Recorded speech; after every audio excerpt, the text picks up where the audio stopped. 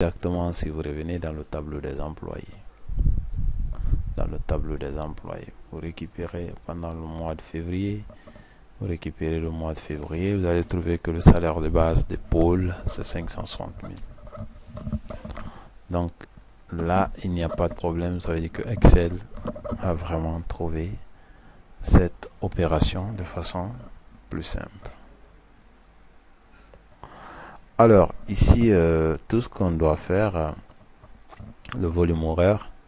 Le volume horaire, on sait que pour trouver le salaire de base, il faut multiplier le taux horaire fois le volume horaire. Mais comme on ne connaît pas le volume horaire, nous allons aller de façon inverse. Donc, on prend le salaire de base divisé par le taux horaire, on fait entrer. Donc, ce qui va nous donner 16 heures de travail. Mais ces 16 heures de travail, c'est pour pôle. Et quand je varie ici, et tout de suite, vous allez voir que Bintasso, Bintasso n'a pas travaillé. Et Paul n'a pas travaillé, ainsi de suite. Eh bien, ici, nous allons récupérer les libellés. Donc, on fait égal. On clique donc sur prime de risque. Donc, prime de risque. Deuxième, on met égal. On clique sur cotisation sociale. On met égal. On clique sur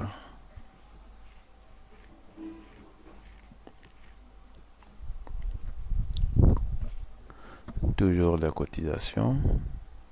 Voilà.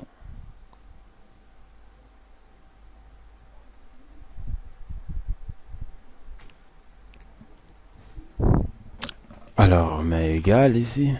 On continue. Je viens au menu. Je prends le prime de logement. Je fais aussi égal. Et là, menu, toujours. Prime de transport. Et le dernier prime, c'est le prime d'ancienneté. Donc là, si je veux, je peux saisir. Voilà. D'ancienneté.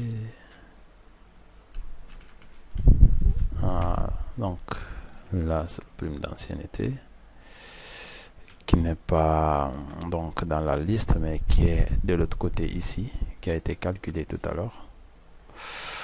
Bien, donc lorsqu'on veut toujours récupérer ces montants, nous savons que le prime de risque c'est un avantage, donc on met égal. On clique ici, on prend le montant de prime de risque.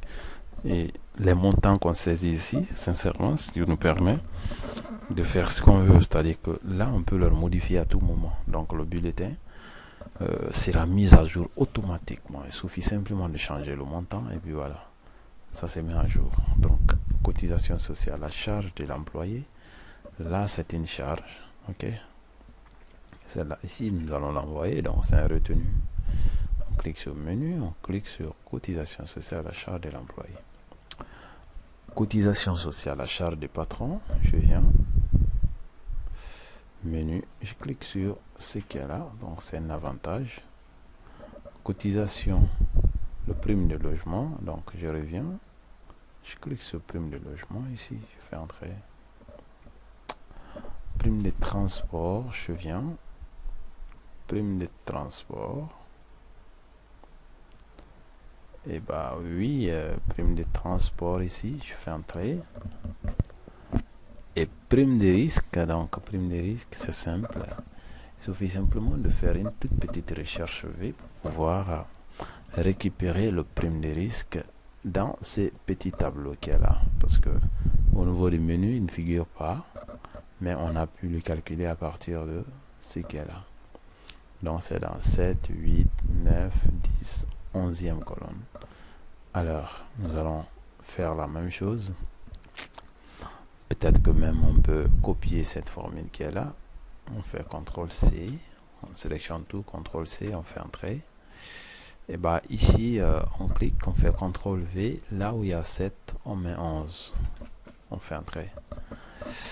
Voilà, donc vous allez remarquer que là, les montants sont OK dans le bulletin. Tout ce qu'il faut maintenant, c'est juste en bas, calculer le total. Donc on met égal, la somme,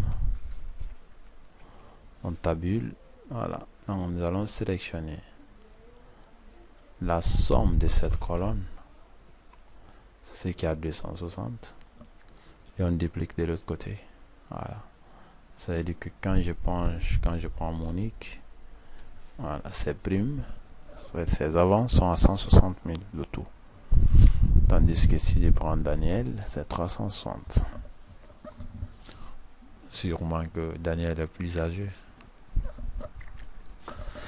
Alors, ici, le solde avance. Il suffit de faire égal le grand montant, en fait, le solde, moins les retenues. Donc, on fait égal. En fait, là, les avances moins les retenues. Ça donne 330. Le salaire de base, déjà, ça a été récupéré juste en haut ici. Mais il suffit de cliquer sur salaire de base, vous faites entrer. Alors, ça vous calcule le salaire de base. Alors, ici, nous allons remarquer l'avance au salaire, ok? Et l'avance au salaire, Bien, ici, le montant de l'avance au salaire, vous allez remarquer que là, nous avions essayé de mettre, nous avons essayé de faire la somme ci, faites la somme en fonction des avances, la somme en fonction des avances. Et bah oui, ce qu'on va faire, on va faire la même chose ici pour récupérer les avances et les remboursements dans ces petits tableaux ici. Voilà. Donc on fait somme en ça. On tabule, donc la plage déjà on sélectionne, comme ça dès d'avance, on sélectionne tout ça, point virgule. Et puis le critère, plage critère, nous sélectionnons tout ça en venant cliquer donc sur le nom, point virgule. Critère D, on sélectionne tout le mois en venant cliquer sur ici le mois qui est là, point virgule. Critère 3, on sélectionne toutes les années en venant cliquer sur année. Voilà. Mais n'oubliez pas, s'il vous plaît, de mettre ici dollars et là dollar. Très important, parce que si vous ne le faites pas, vous allez voir que la formule va bégayer. Ça va bégayer. Donc, là, on l'a fait. Ici aussi, c'est mieux de le faire. On n'oublie pas ça. Voilà. Ça veut dire simplement que là, en fait, pour chaque mois que vous afficherez, vous allez automatiquement voir les avances au salaire prises par la personne. Par exemple, pour ce mois de février, pas d'avance au salaire. Pour le mois de mars, pas de salaire base, pas d'avance. Pour le mois de janvier, il a pris une avance. Il a pris une avance de 20 000. Voilà. Et pas le remboursement, nous allons faire simplement la toute même chose, mais seulement en changeant cette fois-ci à la place de avance au salaire, nous allons mettre remboursement. Donc on clique ici, on copie, on colle, et puis là on change. On change ici, on met remboursement. Tabule, entrée. Donc vous allez remarquer que tout est nickel ici, et tout est ok. Ça veut dire que lui, en mois de mars, il a accepté jusqu'à en mois de février. Voilà, au mois de février, il a accepté le remboursement de 10 000 francs sur son salaire. Voilà. Alors, le salaire net, normalement, doit être égal à l'autre là-bas. Alors, normalement, c'est quoi? Le salaire net, c'est les avances plus le salaire de base, ou bien plus salaire de base moins les avances plus le remboursement, et on fait un trait. Donc on a 515 pour le mois de février de Daniel comme salaire net. Et normalement, si le calcul est bien fait, et voilà, c'est 515, on doit avoir pour le mois de mars pour Daniel, je crois. Pas le mois de février, si c'est le mois de février. Voilà, le mois de février, 515, le mois de février. Donc, si je dois imprimer le bulletin pour le mois de mars, il a 330. Là, pas d'avance, pas rien, absolument rien. Et ça doit être la même chose ici, lorsque je prends le mois de mars. Mois de mars pour lui, voilà ce que ça se présente ici. Bien. Donc, ça veut dire tout simplement que là, le bulletin, tout ce qu'on a besoin, c'est de mettre égal ici. On vient au menu, on prend le nom du gestionnaire en fait. Bien sûr, le nom du gestionnaire peut changer, mais à chaque fois que l'on modifie prochainement le nom ici, vous allez voir que le bulletin sera personnalisé directement en fonction du nom de la personne qui travaille là-bas, qui est prise en tant que gestionnaire. Donc tout sera personnalisé aussi en son nom. Tout sera personnalisé en son nom.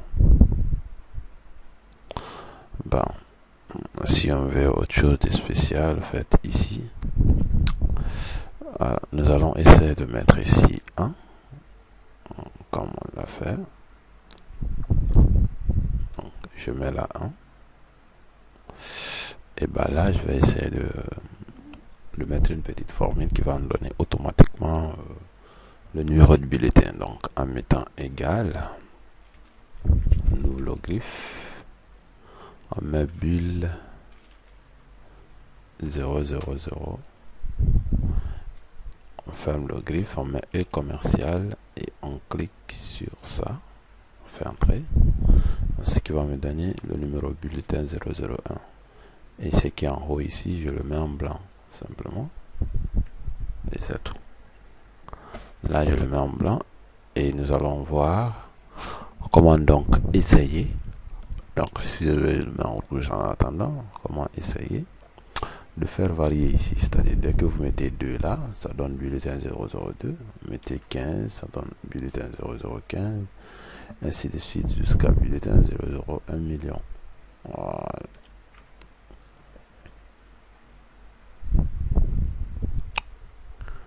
Alors, je vais revenir au menu. Donc, ces boutons déjà, on sait comment travailler avec ceci.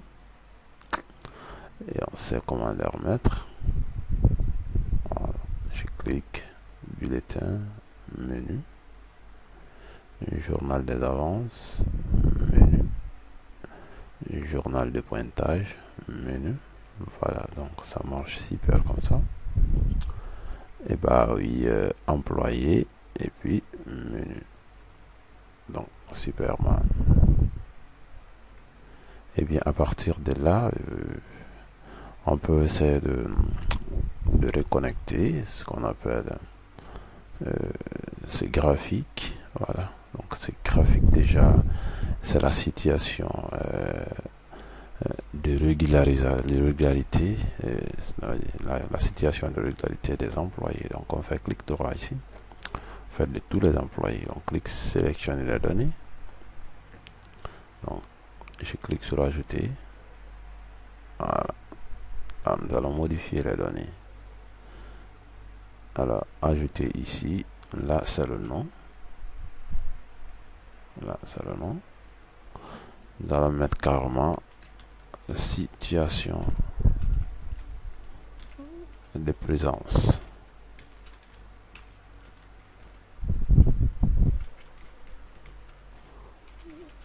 Des employés. Situation de présence des employés. Et bah ici oui, là où sont les données